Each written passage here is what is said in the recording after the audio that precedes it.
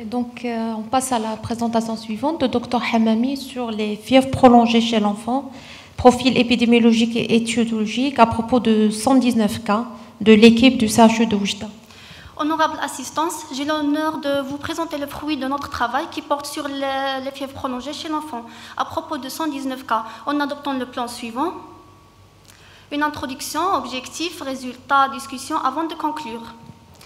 Donc, comme introduction, alors c'est un motif de consultation extrêmement fréquent.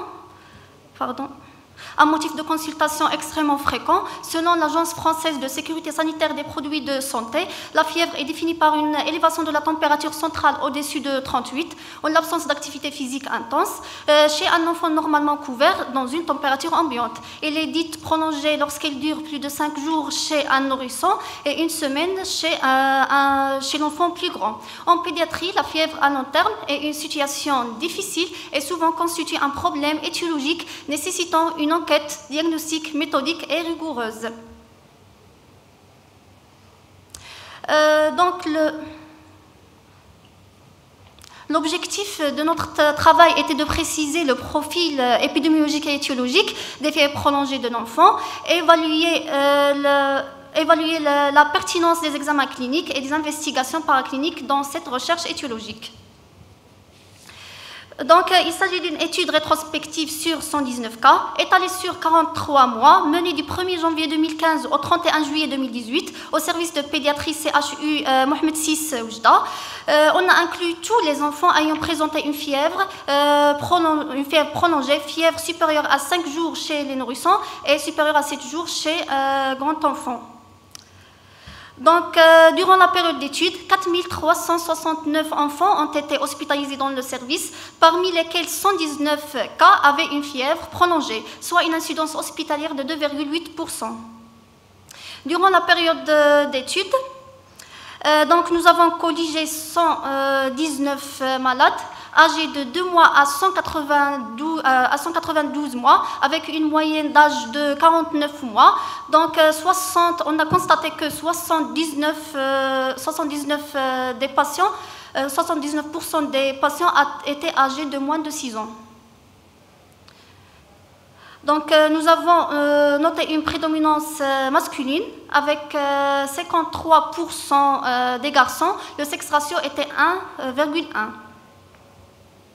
La catégorie la plus représentée était celle des patients âgés de 24 à 192 mois avec une légère prédominance masculine.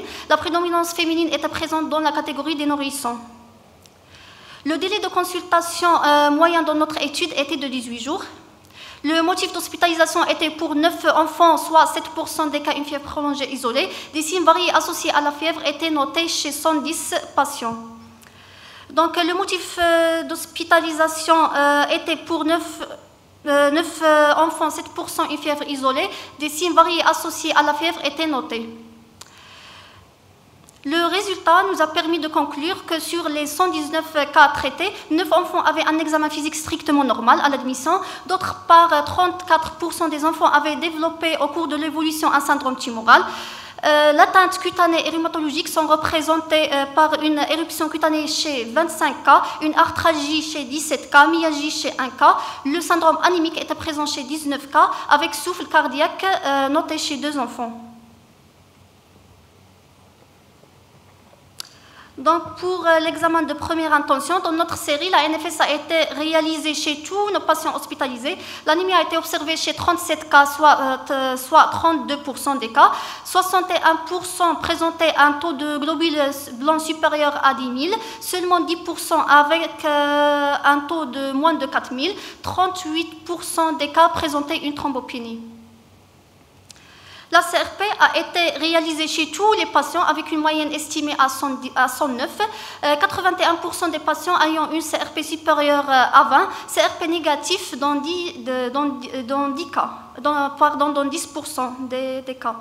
Donc, on a complété le bilan de première intention par la réalisation d'une VS. La VS était supérieure à 20 chez 76 patients.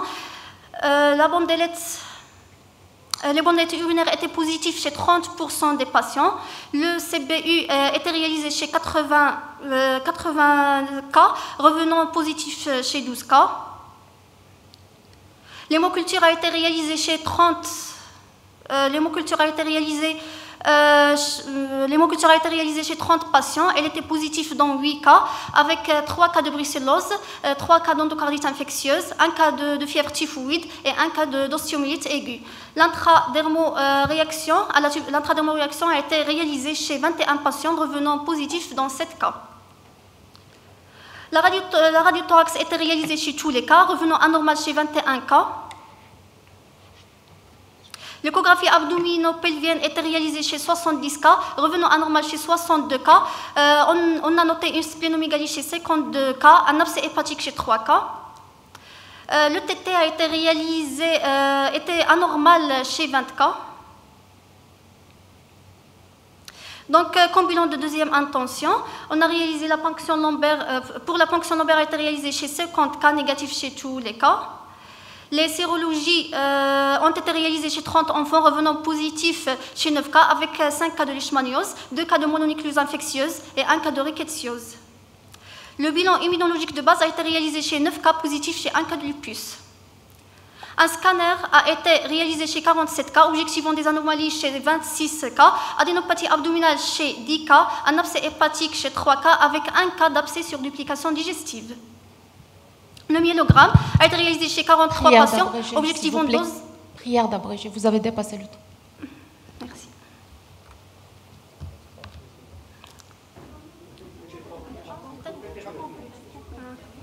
Le myélogramme a été réalisé chez 43 patients, objectivant 12 cas de néoplasie et 5 cas de leishmaniose. Donc, on a réalisé la scintigraphie chez 2 cas. Les étiologies des fièvres prolongées étaient dominées par les causes infectieuses, notées dans 44, suivies par les causes inflammatoires dans 27% des cas, puis néoplasiques dans 22 cas. La fièvre restait indéterminée dans 7% des cas. Donc, les étiologies infectieuses ont été dominées par les infections urinaires. On a noté un cas d'abcès sur duplication digestive. Les causes inflammatoires dominées par la maladie de Kawasaki et les leucémie-néoplasie constituent les premières causes de néoplasie dans notre cas. Donc, pour la discussion, l'incidence hospitalière des fièvres prolongées est difficile à estimer du fait du problème nosologique qu'elle pose. Les fièvres prolongées constituent toutefois 0,4 à 3% des motifs d'hospitalisation pédiatrique. Dans notre étude, elle était de 2,8. Concernant l'âge, près de la moitié des enfants hospitalisés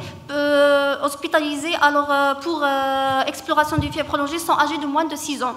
Cela peut être expliqué par la grande fréquence des maladies fébriles. À cet âge, la prédominance masculine a été marquée dans la plupart des études. Conclusion, s'il vous plaît. Conclusion. Donc, en conclusion, la fièvre prolongée est un chapitre complexe de la médecine générale, d'où l'importance d'un examen clinique minutieux et de suivi régulier des patients. Malgré les progrès des moyens diagnostiques et des investigations pertinentes, l'échec diagnostique est rapporté dans de nombreuses études à travers le monde. Et merci pour votre attention. Merci. Donc, merci, Dr Hamami, pour votre présentation. C'est un sujet effectivement très pertinent. Donc, la parole est à la salle si vous avez des questions. Moi, j'ai une question, s'il vous plaît. Vous avez dit 10% sans syndrome inflammatoire. Et c'était quoi l'étiologie retenue pour ces cas? Surtout les causes infectieuses. D'accord.